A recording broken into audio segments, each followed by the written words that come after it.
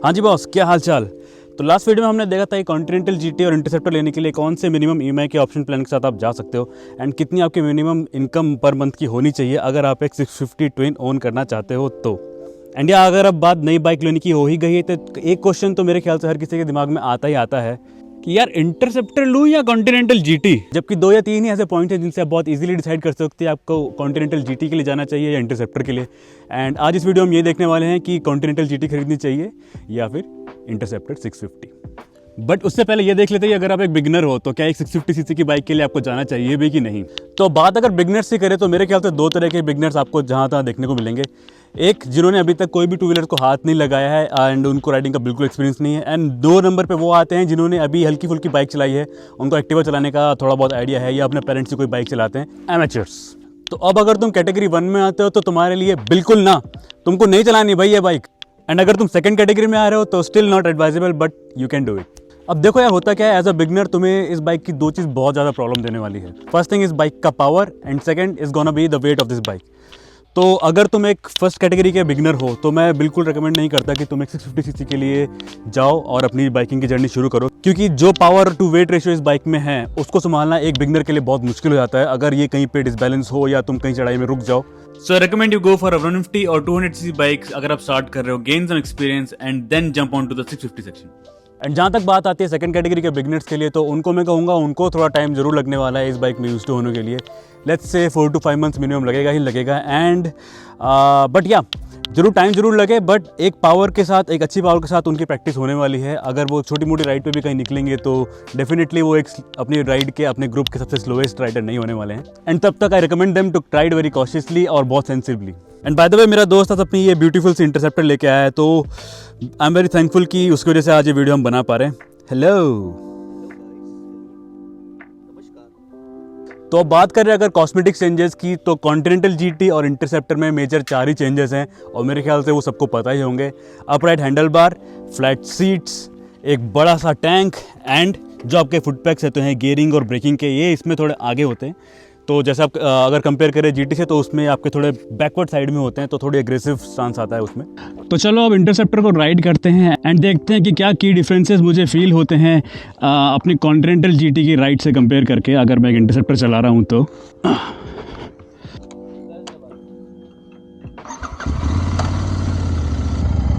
तो सबसे पहली चीज़ जो मुझे बैठते ही साथ इस बाइक में महसूस हो रही है, इसका हैंडल ग्रैब करते ही साथ, वो है इसका अपराइट स्ट्रेट पोजीशन। तो मतलब अगर मैं कॉन्टिनेंटल जीटी में बैठता हूँ तो मुझे कैसा लगता है कि मैं बाइक के साथ ही, मतलब बाइक में मिला हुआ हूँ, इस तरीके से मेरा पोस्चर आता है। बट यहाँ पे मुझे स्ट्रेट अवे ऐसा लग रहा है कि मैं बाइक के ऊपर बैठा हूँ, मतलब टॉप पे मैं इस टाइम बाइक को राइड कर रहा हूँ।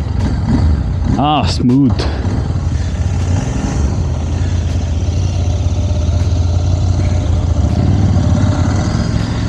कंफर्ट, टोटली कंफर्टेबल, कोई प्रॉब्लम नहीं, कोई इश्यू नहीं, हल्का सा भी स्ट्रेन नहीं कहीं पे भी। तो इसीलिए मेरे ख्याल से इंटरसेप्टर एक क्लियर कट ऑप्शन आपके लिए बनता है अगर आप एक डेली कम्यूट करना चाह रहे हो, आपका हैवी ट्रैफिक में कम्यूट है, आप टूरिंग करना चाह रहे हो और आप बिगनर हो स्पेशली, तो मेरे ख्याल से Interceptor is the option to go for. And या आई कैन सी कि मेरे पैर बहुत रिलैक्सड हैं, ये चीज़ मैं फील कर रहा हूँ इस पर, क्योंकि बिल्कुल सीधे मेरे इस टाइम पे पैर हैं। एंड अगर मैं अपनी जीटी में बैठता हूँ तो मेरा पोस्चर आगे होता है ऐसे एंड पैर जाते हैं पीछे, तो इस वजह से थोड़ा मुझे वहाँ पे प्रॉब्लम कुछ किलोमीटर्स तक, मतलब अगर मैं काफ़ी देर तक कॉन्टिनेंटल जीटी को राइड करता हूँ, लॉन्ग राइड पे हूँ, तो कई बार मेरे काफ में क्रैम्प्स बढ़ने लग जाते हैं, तो ये प्रॉब्लम मुझे जीटी में आती है। But on interceptor I think ये प्रॉब्लम बिल्कुल नहीं आने वाली है कि आपके पैर थक रहे हैं या फिटिंग हो रहे हैं, इवन ऑन 200 और 300 किलोमीटर स्ट्रेच। तो ये चीज़ बड़ी अच्छी लगी मुझे इंटरसेप्टर के ऊपर बैठ के। एंड अब अगर बात फुट पोजीशन की कर ही रहे हैं तो यहाँ पे मेरे को लग रहा है कि मैं टैंक को बहुत इजीली ग्रैब कर पा रहा हूँ, क्योंकि टैंक थोड़ा बड़ा है 100, एंड दूसरी चीज़ पैर मेरा बिल्कुल टैंक के साइड से ही नीचे जा रहा है, मतलब ज़्यादा दूर नहीं है, तो बहुत इजीली मैं टैंक को ग्रैब कर पा रहा हूँ। एंड वही थोड़ा सा मुझे प्रॉब्लम लगता है कॉन्टिनेंटल जीटी में टैंक को ग्रैब करने के लिए, मतलब मुझे थोड़ा सा टिप टो करना पड़ता है अगर मैं टैंक को ग्रैब करना चाहूँ तो।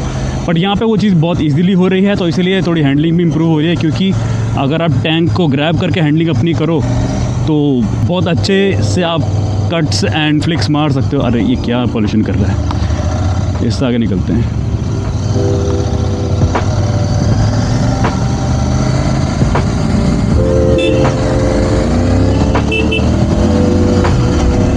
के मामले में कोई डिफरेंस नहीं है, दोनों एकदम सेम।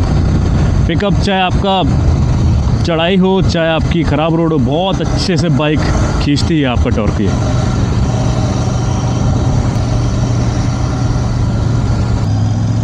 एंड टैंक से मुझे याद है कि क्योंकि इसमें बड़ा टैंक है तो you get an extra 2 litre of tanks if you compare it with GT। तो उसमें समथिंग 11 लीटर का टैंक आता है, इसमें आपका समथिंग अराउंड 13.5 लीटर इसका फ्यूल इसमें बहुत इजीली आ जाता है। तो ये एक और एडवांटेज है इंटरसेप्टर का GT के ऊपर। अगर आप लॉन्ग ट्रिप में जा रहे हो तो जल्दी आपको फ्यूल भराने की ज़रूरत नहीं पड़ेगी। एंड आई डोंट नो कि आपने नोटिस किया है कि नहीं, बट इसमें आपके यहाँ पे ये यार ये कौन सी बाइक जा रही है आगे, मस्त लग रही है। एंड एक और चीज़ आपने नोटिस करी है कि नहीं आई डोंट नो, बट इसमें लगे हैं हैंडल बार राइजर्स। अगर आप यहाँ देखो तो हैंडल बार राइजर्स लगने की वजह से it's even more comfortable than an Interceptor, stock Interceptor. And मेरी बाइक में लगे हैं क्लिप ऑन हैंडल बार। तो मतलब कि ये बाइक एक इंटरसेप्टर से ज़्यादा कंफर्टेबल है और मेरी बाइक एक कॉन्टिनेंटल से ज़्यादा अनकंफर्टेबल है, मतलब ज़्यादा लोअर पोस्चर पे वो चलती है। तो मतलब हम बिल्कुल एक्सट्रीम्स पे डील कर रहे हैं। ये एकदम कंफर्ट के लेवल में ऊपर है और वो कंफर्ट के लेवल में थोड़ी और नीचे जा चुकी है। एंड ये बात तो खैर मॉड्स की आती है एंड इस बारे में हम बात करेंगे अभी कि क्यों लोग स्टिल कॉन्टिनेंटल GT के लिए जा रहे हैं। एंड मैं तुम्हें कल का ही एक इंसिडेंट बताता हूँ कि ये मेरे घर आ रखा था एंड हमारी बाइक साइड बाय साइड खड़ी थी, आगे इंटरसेप्टर पीछे GT।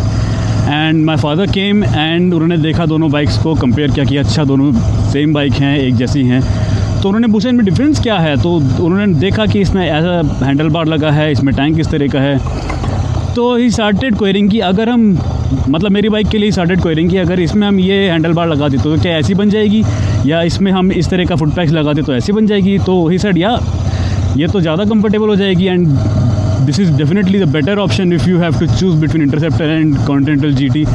तो वहाँ से मेरे को पता चला कि एक लेमैन के टर्म्स में जिसको उतना ज़्यादा बाइकिंग में इन्वॉल्व कोई बंदा नहीं है तो उनके लिए इंटरसेप्टर ही गो टू ऑप्शन होगा एंड उनको यही पसंद आने वाली है। तो जेन्युइनली आप देखोगे भी अगर तो इंटरसेप्टर नॉर्मली सब खरीदते हैं, बट GT के राइडर्स ज़्यादातर आपके फैन बॉयज़ ही होंगे या आपके होंगे जो आपके प्रॉपर इंथुजियास्ट हैं, जो मतलब प्रॉपर कैफे रेसिंग या रेट्रो स्टाइलिंग में जाना चाहते हैं, या वो है उनको बाइक का कीड़ा है सिंपल वर्ड्स में, तो वही लोग GT के लिए जाते हैं ज़्यादातर।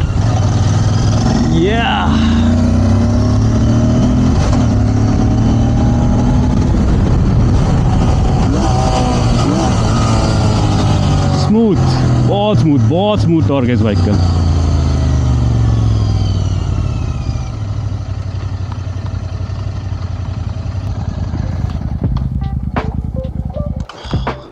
दिक्कत तो नहीं हुई, हाथ में दर्द तो नहीं हुआ?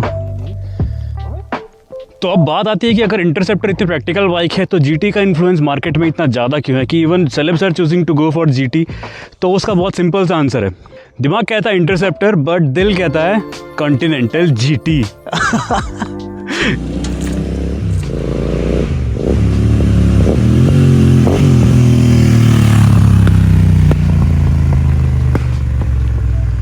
तो GT पे बैठते ही ना सब चीज़ पूरी बदल जाती है, मतलब it feels like a different bike with same power and same specs.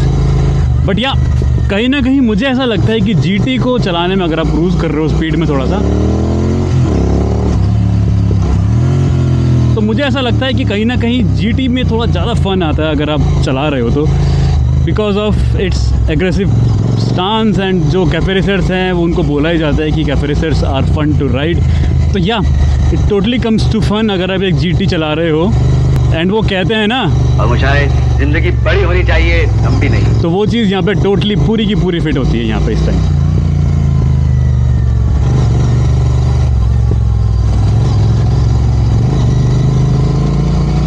And Continental GT अगर आपने ली है, आप उसको चला रहे हो, तो एक चीज़ का आपको ध्यान रखना पड़ेगा, आपको इस बाइक को टाइम देना पड़ेगा। मतलब ऐसा नहीं होगा कि आपने ये बाइक आज खरीदी और विद इन अ मंथ आप इसमें एक्सपर्ट हो जाओगे। थोड़ा टाइम आपको लगेगा इस बाइक को यूज़ टू होने में। मतलब इनिशियली आपके डेफिनेटली हाथों में दर्द होगा, कमर में दर्द होगा, पैरों में भी इनफैक्ट दर्द हो जाता है कुछ लोगों के।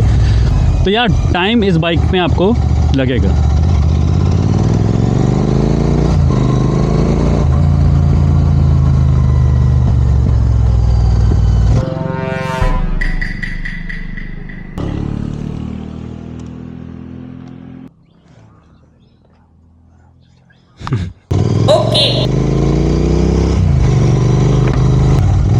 तो अब कॉन्टिनेंटल जीटी आपके लिए एक बेटर ऑप्शन इसलिए बन जाता है कि अगर आप एक डेली राइडर हो, मतलब आप ऑफिस जा रहे हो, ऑफिस से घर आ रहे हो, या फिर आप कॉलेज जा रहे हो, आप स्टाइलिंग ज़्यादा प्रेफर करते हो, तो या you can definitely go for continental GT. And छोटे मोटे आप फन राइड्स करते हो, तो इन सिनेरियोज़ के लिए आप एक कॉन्टिनेंटल जीटी को कंसिडर कर सकते हो। आप स्टाइल को ज़्यादा प्रेफरेंस करते हो बजाय कि कंफर्ट के। एंड या उस केस में आपकी लॉन्ग टूरिंग बहुत ज़्यादा इन्वॉल्व नहीं है, मतलब कभी कभी आप लॉन्ग टूर जाते हो, बट मैंने देखा है लोगों को लॉन्ग टूर करते हुए भी इस बाइक में। मैं भी कई बार जाता हूँ, मैक्स टू मैक्स 300-400 किलोमीटर के स्ट्रेच तक ही मैं जाता हूँ, हद से हद। इससे ज़्यादा करने में भाई हालत ख़राब होती ही होती है, चाहे आप कितने भी बड़े राइडर हो चाहे ना हो।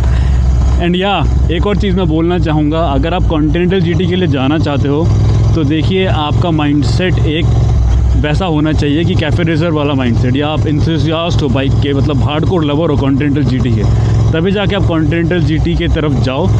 ना कि आजकल के कुछ जो इन्फ्लुएंसर्स आ गए हैं नए नए, उनको देख के आप कॉन्टिनेंटल जीटी की तरफ अट्रैक्ट हो रहे हो कि वो लोग लाउडेस्ट बाइक के रिएक्शन बना रहे हैं, हवाबाजी कर रहे हैं, बूम बाम कर रहे हैं। उसको देख के आप कॉन्टिनेंटल जीटी की तरफ मत जाओ।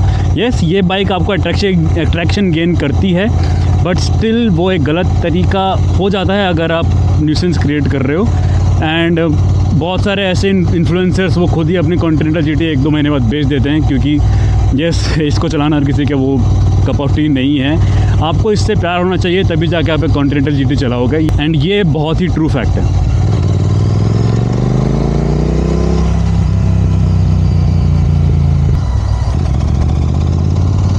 एंड इंटरसेप्टर के लिए तो अगर आपका एक नॉर्मल राइडिंग पर्सपेक्टिव भी है, आप कुछ भी कर रहे हो, मतलब डेली राइडिंग भी कर रहे हो, लॉन्ग टूर भी कर रहे हो, या आप नॉर्मल से ही बाइक चलाते हो, ज़्यादा आपको बाइकिंग के बारे में आइडिया नहीं है, आपको एक पावरफुल बाइक चाहिए थोड़ी, तो आप इंटरसेप्टर के लिए बहुत इजीली जा सकते हो। बहुत अच्छी बाइक है।